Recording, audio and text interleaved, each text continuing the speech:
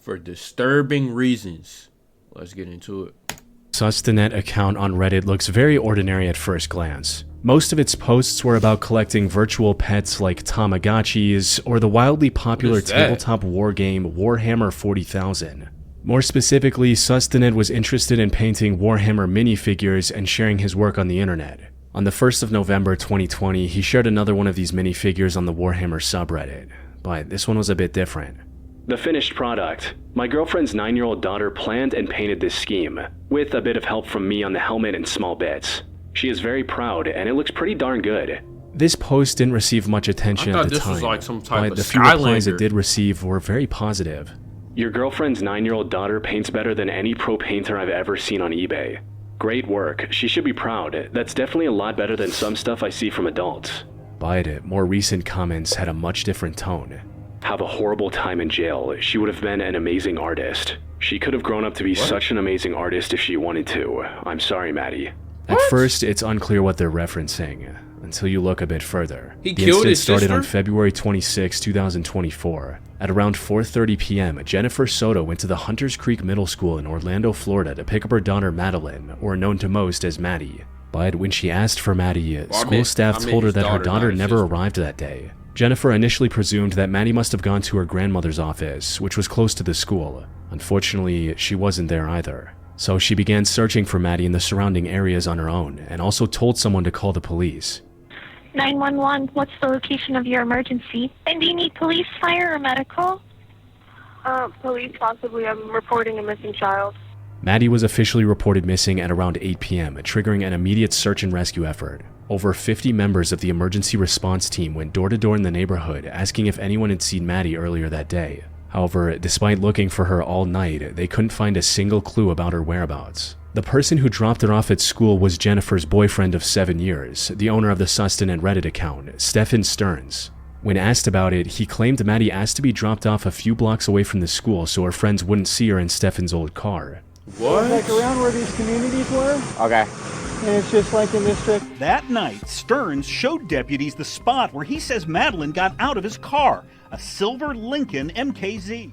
She had also left her phone at home that morning and didn't have a smartwatch or any other trackable devices on her. But just as the situation was starting to look hopeless, investigators found their first lead. Going through her phone revealed messages she sent to her friends where she talked about running away and living in the woods after she turned 13. This prompted a much wider search across the many hiking trails and wooded areas around the school, which unfortunately also led nowhere. With no other options, investigators turned their attention back towards immediate family, and especially Stephen. He was the last person who saw Maddie, turning him into a prime suspect in her disappearance. Stephen, however, stuck to his story. When I left her, she was on the other side of the street, rummaging through her backpack and just kind of moving towards the school area, so... Nah, bro, all the suspicion is on you, bro. It's all on you. You sound nervous saying this, bro. When I left her, she was on the other side of the street, rummaging through her backpack and just kind of moving towards... And you the last person that saw her. So. In the meantime, Jennifer went to the media to help spread the word about her missing daughter.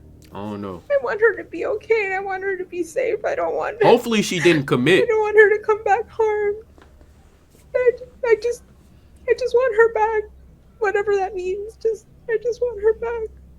What she didn't know was that the person responsible for Maddie's disappearance was sitting right beside her. You see, Stephen had told the officers about multiple locations he went to after dropping off Maddie before returning home, including a vape shop and a game store. I told y'all he was when officers suspicious. checked CCTV footage, they saw him driving in the area, but never entering any of the places he claimed to have visited, almost as if he was just creating potential alibis in case he was ever questioned. CCTV footage around his apartment complex also showed him making a stop and discarding items into a dumpster before driving away, something he didn't mention at all during questioning. So When why? investigators checked Why? the dumpster, Why they would you found do a school this? backpack containing Maddie's purple hoodie and her school laptop. This resulted in Stephen getting arrested on the morning of February 28. But many aspects of the case were still unknown. The final piece of the puzzle was discovered on February 29th when police discovered CCTV footage of Stephen driving with Maddie strapped in the front seat. However, she was slumped over, indicating that she was likely knocked out. This made even more sense when investigators also guy's found a a purchase fucking record of him buying monster. sevoflurane from Walmart 2 days before Maddie went missing. Sevoflurane, for those who don't know, is a medical And he owned anesthetic a fucking similar to Reddit chloroform. account. Footage from a Guy's a hotel's fucking parking monster, lot bro. also showed him taking her out of the front seat and putting her in the trunk. Then, on the 1st of March, investigators Bro. received a tip from someone who saw him changing his car's tire on Hickory Tree Road on the morning of February 26, and a search of the area revealed that him having to stop on the road wasn't a coincidence. In a wooded area just off the road, officers found the remains of Maddie, hidden under some grass, confirming Jennifer's worst fear. Stefan was charged with first-degree murder and was sentenced to 21 life sentences without parole in July 2024, with the pictures of Maddie he previously posted on his now-abandoned Reddit account serving as a constant reminder of his heinous crime. But why would you do this? Why, like, what was the motive behind this? Why would you do this? Bro, people just be On September 30, insane, bro. 2017, People be psycho. Reddit user KillaCun made a post on the stand-up comedy subreddit talking about the passing of comedian Patrice Like, O'Neal. people really Patrice be O'Neal born doesn't with get the no proper brain. recognition he deserves. If not for his unfortunate, untimely early passing, he would without a doubt be considered the greatest comedian of all time. And while many agreed with him in the comments, the top reply had a different tone. If not for his unfortunate, untimely early passing. Yeah, like your son? This comment was referring to the tragedy that happened just 3 days after this post. Almost a year before this post, the OP posted a picture of a baby holding a computer mouse to his ear titled, "My son thinks everything is a phone." It was a very innocent, wholesome post. Sadly, a year later, it would become a reminder of the horrific incident that happened on October 3, 2017. That day, 27-year-old Christopher Kun, the man behind the KillaCun account, took his then 2-year-old son to the Levittown Town Center Walmart in Pennsylvania. But he wasn't there to shop. Immediately after entering the store, Christopher tried to shoplift a $228 soundbar. He was confronted by security officers trying to stop him from leaving. Security also called the police, resulting in him getting more scared, shouting, you know "You you're can't." not gonna successfully shoplift at Walmart, bro. Not Walmart. Not Walmart. They got too much technology there.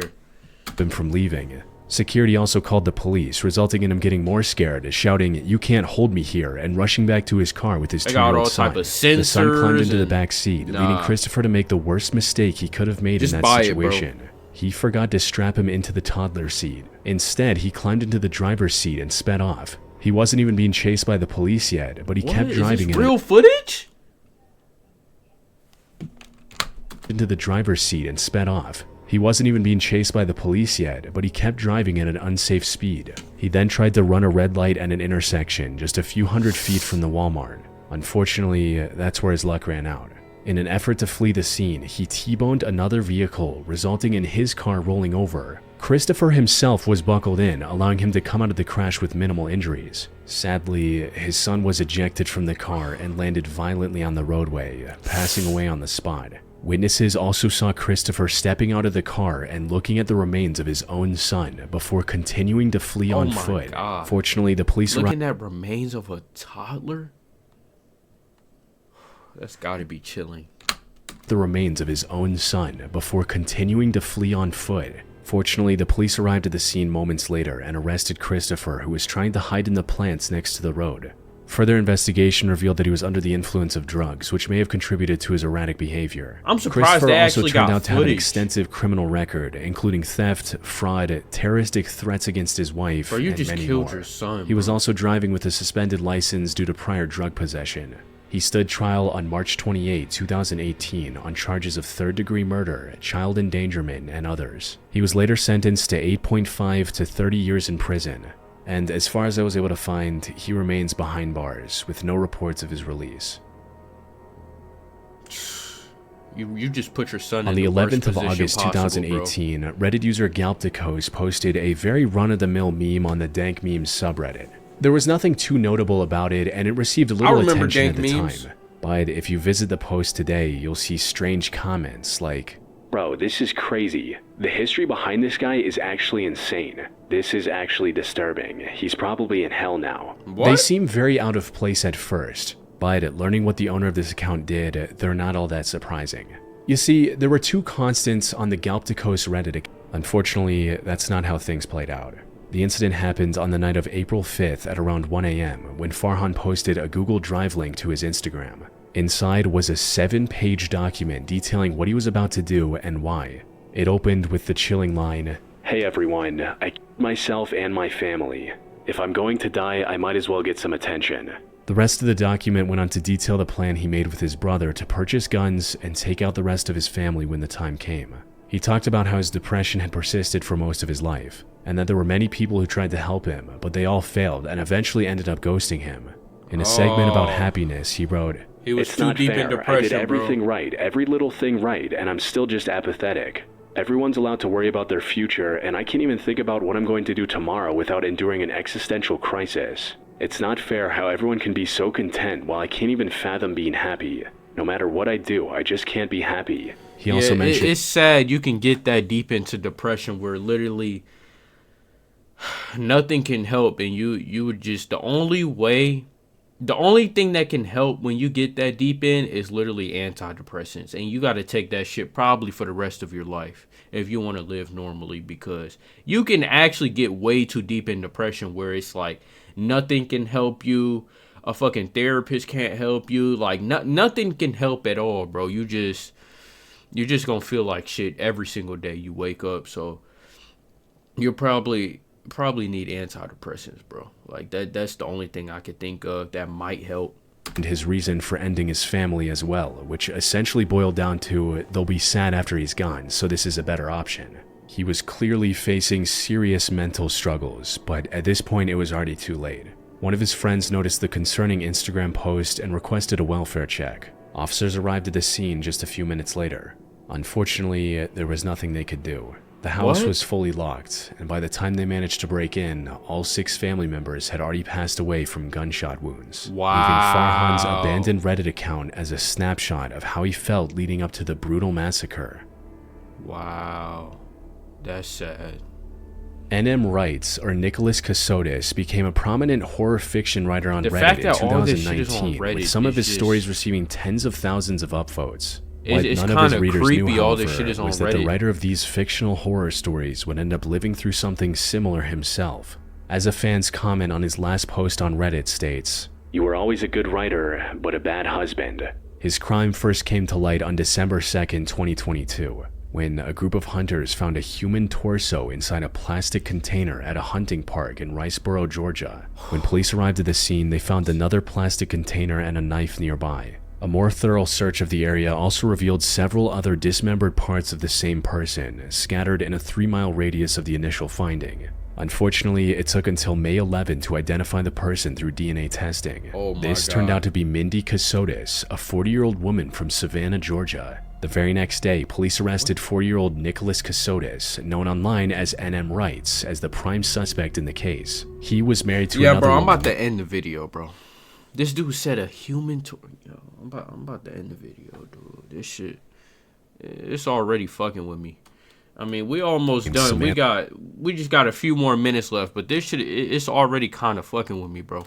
By this point, and was living with her in Pennsylvania. I'm gonna be honest. Investigation into his past revealed that Mindy Cassotis was actually his second wife. And I He hate got looking divorced at from his pictures of first people wife that and was passed ordered away. to That pay shit is just $1.5 million in horrifying to alimony me. in 2016.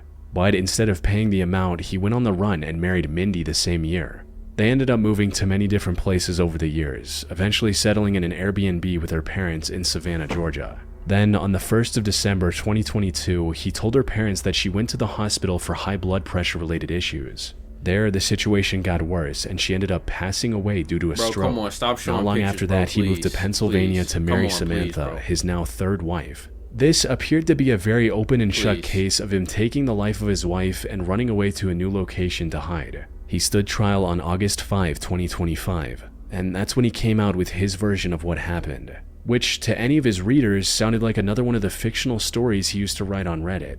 According to Nick, his name appeared in a 2016 article about exposing a scandal in the US military. Looking through that article now, it shows that his name was only mentioned in passing and had little to do with the scandal. But according to Nick, he started experiencing strange occurrences after this mention, like unauthorized charges on his bank account or mail disappearing from his mailbox. So he contacted the FBI, and that's when he met an FBI agent named Jim McIntyre. Nick claimed that Jim became his handler from that point on. He managed his finances, helped him move several times to avoid the powerful people who were after him, and even helped him sell one of his horror stories to Sony. Jim even went as far as to get him a remote job at a software company. This resulted in him and Mindy fully trusting Jim and doing everything he said, even sticking with him through disagreements. But you didn't cut ties with Jim, correct? We did not, no. Mindy felt that Jim was our, our angel. She said, he'd made mistakes, but, we would be in the position to fix all those mistakes. And if we stopped working together, then who knows, if his resolve to see this end in our favor was going to go away, Nick then told the same story he told her parents, that she went to the hospital for a checkup and ended up passing away. He also added that the hospital had cremated her remains before he could see her. Mindy's mother later testified that she believed Nick because she had no reason not to. He also told her that Mindy likely died due to the carelessness of a nurse and that he was going to file a lawsuit against the hospital, but instead of following through, he left her house not long after. This story he was giving already sounded like fiction by this point, but Nick stayed adamant that every part of it was true. Maybe he thought this would be enough to convince the jury of his innocence, especially since there was no direct proof of his involvement. Unfortunately for him, the prosecution came prepared with undeniable circumstantial evidence. For instance, purchase records revealed that he bought things like latex gloves, a shovel, and a hunting knife set leading up to the crime. Cell phone data also showed that his car was present at the hunting park in Riceboro, Georgia on December 1st. Most importantly, investigators discovered that he was in a relationship with Samantha while he was still married to Mindy. He likely wanted to be with Samantha but didn't want to go through the divorce process again, so he decided to end her life instead. He also tried to cover his tracks by sending an email to Mindy's parents from a burner email account, claiming that he had died in an accident just so they wouldn't think of coming after him. Nick believed that writing horror stories about familial crimes gave him the ability to lie his way out of the consequences of his actions. That's a dumbass excuse. You didn't want to go through a divorce, so you cut her up and killed her, bro. Are you serious? You really think that's a valid excuse to take somebody's life, bro? That shit be so. People just be evil. Fortunately, he was sorely mistaken. That's just straight evil. The trial ended on August 14, 2025, and he was sentenced to life in prison without the possibility of parole.